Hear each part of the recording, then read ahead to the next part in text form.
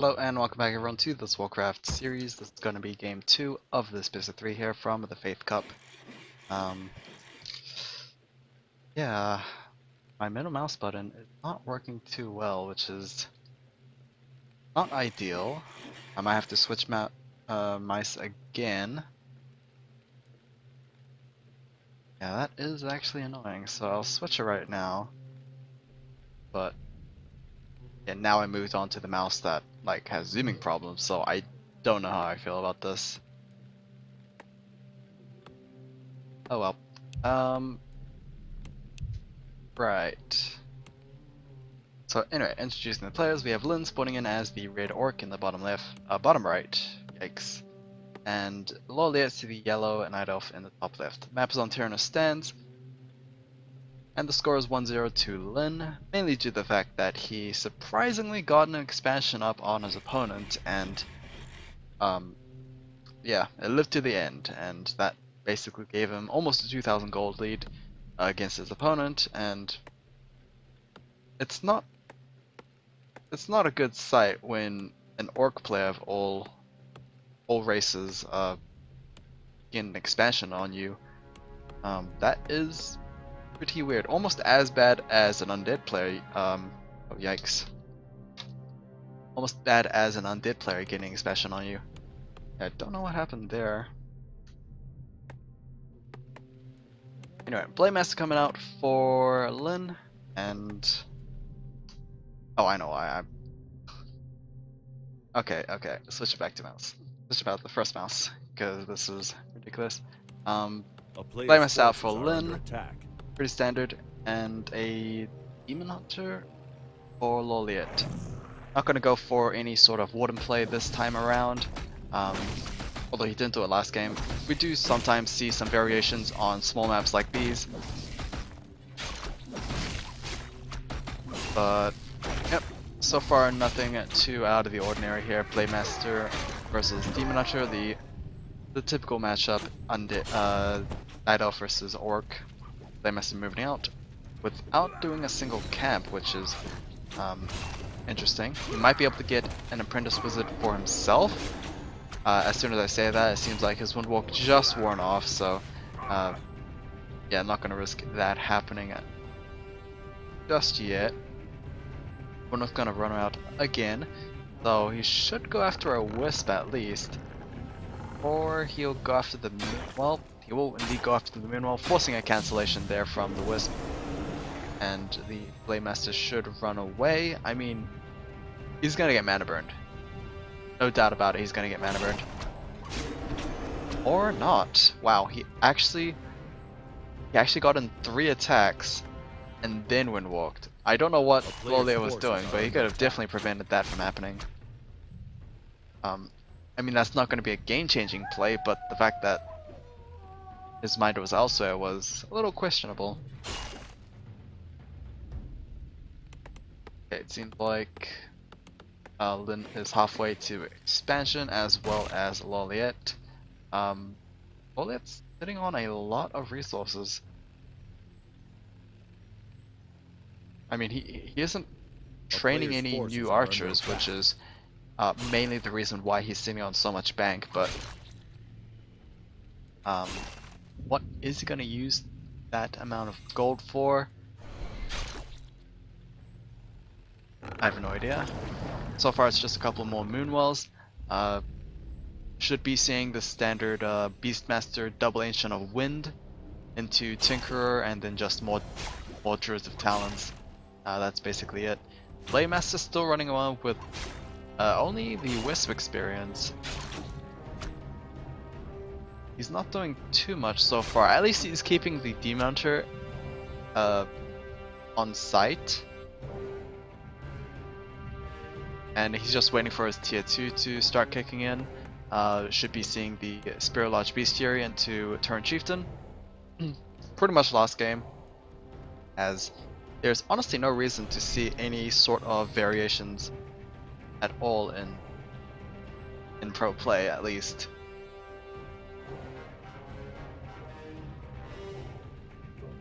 Right. Gen of War is moving out, most likely to start this mercenary camp over here. Tier 2 is done. Archer is going to hire up, most likely the Beastmaster. And we should be seeing the double Ancient of Winds dropping. No, we're going to see an immediate tick to tier 3. I mean, we don't have any Hunter Souls, so this is definitely double Ancient of Wind. Unless Lawliet has become really progressive and is going to go for mass archers here. Very nice box on that Blade Master. However, it seems like the box is now over. I think that Lawliet could have maybe been a little more stubborn on that surround, because there was absolutely no way the Blade Master was going to get out of that. Like, if the Demon Hunter kept burning his mana pool, he can't win walk out. I mean, I guess these grunts were the main factor on why he pulled out, but it could have been the death of the Blade Master potentially. Anyway, Turn Chieftain coming out as predicted, and it seems like both players are starting the same camps. Nope, seems like mercenaries are just being pulled over here, as Lawliet is taking it out instead. So far, Gloves of Haste and +3 agility. Alright items for the Demon Hunter. A player's forces are under attack. Yeah. Pretty much it. Blade Master sadly hasn't gotten too many great items either. He's only gotten that circlet from the shop most likely. Back at home, he is starting to produce Raiders and Spirit Walkers here. Meanwhile, over on Lawliet's side, he is just queuing up as many druids as possible. Tier 3 is nearly done, so Master's Training should be queued up next. A player's forces are under attack. Goldmine camp is being cleared out, and this is on the opposite side. Sobi Mask gets picked up, and this could potentially be given over to the Turn Chieftain, as it will allow him to basically recover more mana to Shockwave more. But I could definitely see the Blade Master just selling that item for extra gold.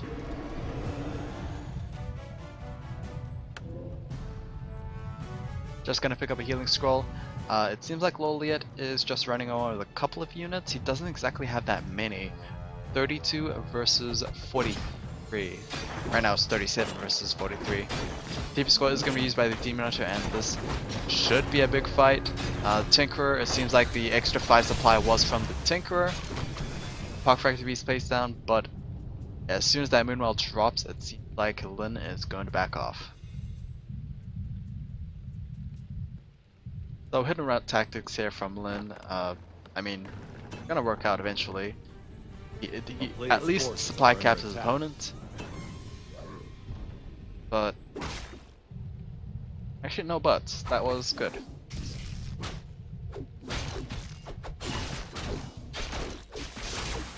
Goldmine on the bottom right, on the bottom side is gonna get cleared out. Renegade Wizard should drop an item eventually. Blade Master is halfway to level 3, meanwhile the Turn Chieftain is pretty much halfway to level 3 as well, so in terms of experience, those heroes are looking pretty good. Item-wise, Robe Magi +6, this could be easily given over to the Turn Chieftain, who was also given the Sobi Mask. +3 Strength has been picked up here from the green Null Camp, or is it Assassin? No, it's Kobold actually. Asros Camp drops the Wand of Illusion. Should be useful in terms of taking out creep camps or just absorbing a lot of damage. I'm pretty sure you can combo that with Spirit Link, which is pretty good, good combo, I think.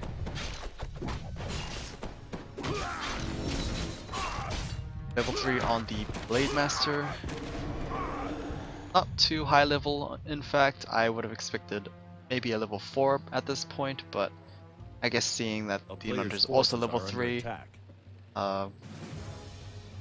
yeah, there is that. Tinkerer, very close to level 2, but it's mainly 1, 3, and 5 that is the big power spike there. Beastmaster is level 3, so he should have Frenzy Beasts. Full Beast that can cast Self Frenzy. Sentry wards get placed down at the bridge on the right side. I'm not sure where the second one will be dropped. Assuming he has any more left. Nope, it seems like the first one was dropped on the top right gold mine. So at least the Sentry Ward will be able to spot where Lin exactly Town is, is under siege. and expansion has been started. Lawliet probably player's guessed forces that are his under opponent's attack. gonna expand, considering last game. So, yep, seems like he's gonna get this one without much resistance. The only problem is his main base is gonna be attacked. And does he have the TV scroll available for it? It seems like he does. Will he lose much for this? Seems like he will not be losing anything. About 60% on the Altar of Elders, but so far it looks pretty good.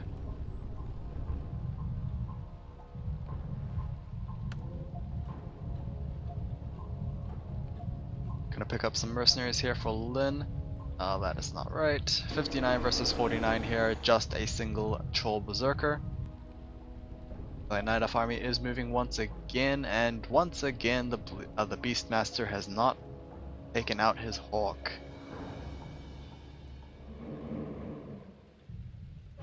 Oh, I think I heard some illusions there. Or was that illusions expiring? No, it's not. What was that sound? I actually have no idea.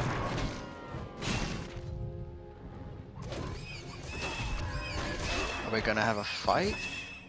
It doesn't look like it. Oh, we're just gonna attack the base again. Hopefully this will yield better results for Lin, but we shall see.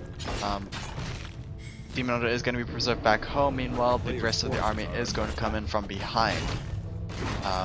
Playmaster is going to get cycloned away. And it seems like this is going to be a huge fight here. Invuln going to get popped on the Blademaster, who does have the Sobi Mask. Turret Chief trying to get a good angle and a very nice shockwave. Unfortunately, it's just going to get healed right back up with the Skull of Healing there, so desperately needs that level 5 in order to two-shot those Druids. TP Scroll going to be used by the Night Elf player back base.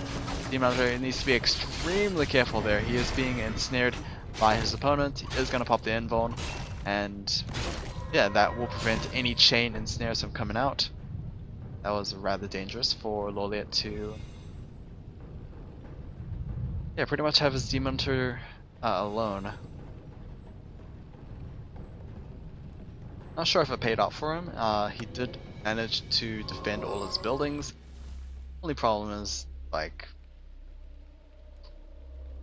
yeah, he didn't exactly win that fight. Forces are under attack.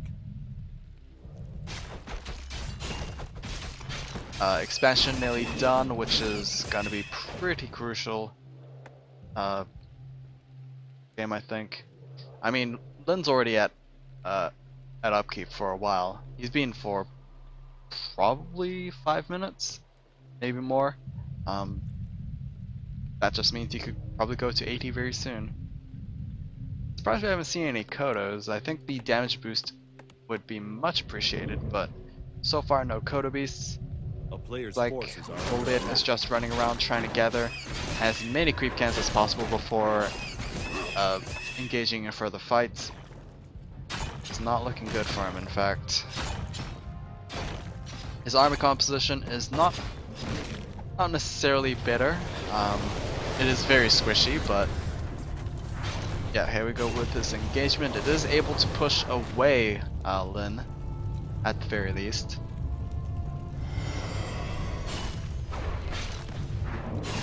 Spirit Link's being cast, but Cyclone onto the Eternal Chieftain, preventing him from going for another Cyclone there. Do we have a Scroll of Healing? Yes, we do. And will we pop it? Yes, we will. Demon Hunter still has the invuln. Blamemaster is gonna pop his own invuln. All Quillbees being spawned to deal with these raiders there. Another shockwave. Not able to kill any units, however. And the TP scroll will be used by the Beastmaster. It seems like Lawliet once again is on the run. And despite having Moonwell support, I don't know how well he can defend any further attacks. Thankfully Lin is not going for any further attacks, so he's able to live another day. Tension's now up, and so far only 500 gold has been mined. But that's 500 gold, so nothing to laugh at.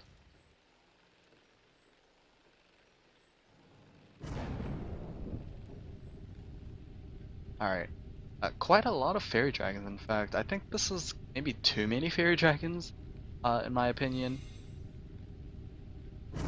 Could maybe add more druids, or maybe, you know, some bulk like mountain giants, but yeah, four fairy dragons is a lot in my opinion. But I guess considering there's a lot of spirit walkers, it might not be that bad of an idea. It's just I don't know how much those mana flares are going to affect any further fights. In fact, 67 versus 59, Lin has been able to keep his lead going for quite a while, which is surprising because he should be able to steamroll his opponent in terms of supply. He's just not at that point yet. Okay, here we go. Mana flares being activated here. It is going to force Lin to back off a little bit, force those fairy dragons to reposition themselves. Yeah, it's not looking. At least his defense looks a lot harder than what I normally would expect from Lin, but he is playing it safe a little bit. He is kind of scared about those mana flares. Players' forces are under attack. I honestly, like, Lin just needs to keep doing this. He needs to force his opponent to just waste Cyclones. Cyclone costs 200 mana, which is not something you can easily spam. Nice shockwave there. Lawliet did split a little bit, but not enough. And it seems like this fight is gonna go on. Blademaster is being constantly cycloned, and the Demon Hunter is just fighting it out against the grunts and most likely spirit walkers there. But those druids will eventually run out of mana, and that will mean that the Blademaster will have free reign over these low hit point squishies. Spirit walkers are running away from the Demon Hunter there. Invuln's gonna get popped. But the Tinkerer is being focused down. Nice crit to deal a chunk of damage there onto the Tinkerer. But in all honesty, this is not looking good. Demon Hunter was forced to back off back at base, and this just leaves the Blademaster with free reign, and that is going to be possibly a dead Beastmaster as well.